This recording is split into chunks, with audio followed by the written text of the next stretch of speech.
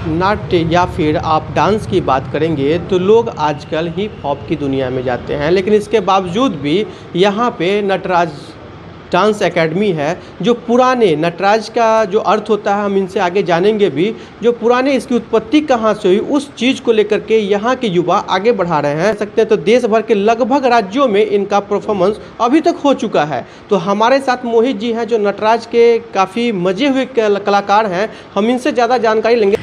3 वेद हम लोग जानते हैं। चौथा वेद जो ब्रह्मा जी के द्वारा लिखा गया था वो नाट्य शास्त्र था।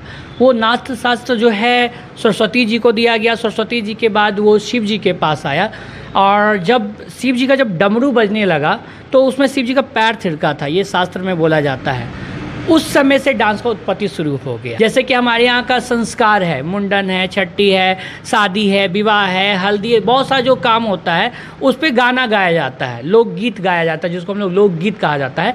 उस पर आदमी थिरकते हैं, उसको लोक नृत्य कहा जाता है। जब इलाहाबाद में जब एक प्रोग्राम कर रहा था उस दौरान मेरे पास सीनियर सिटीजन सब थे, और वो बोले कि देखो वेस्टर्न तो सब कोई आजकल अपना रहा है और हमारा कल्चर को सब कोई भूल रहा है। तो ये बात मेरे दिमाग में अटैक किया कि हाँ ये बात तो पॉइंट है, इस पे काम तो होना चाहिए। तो इस पे काम कैसे करें? जब हम इस पे रिसर्च करना शुरू किए तो हाँ, यहाँ का कजरी है, डोमकच है। डोमकच क्या होता है, कजरी क्या होता है, गोदना क्या होता है, गोदना को हम लोग टाइटू समझते हैं, और जितना भी प्रथा सब है, संस्कार क्या होता है।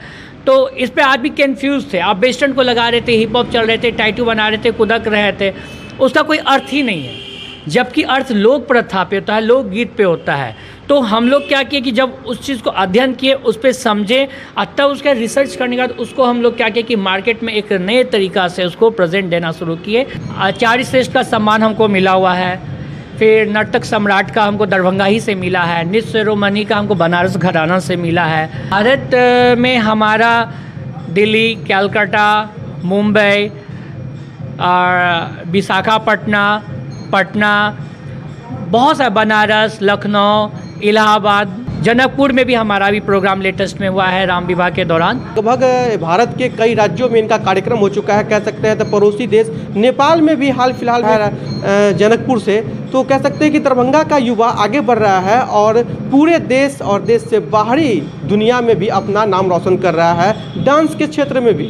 न्यूज़ 18 के लिए दरभंगा से अभिनव कुमार।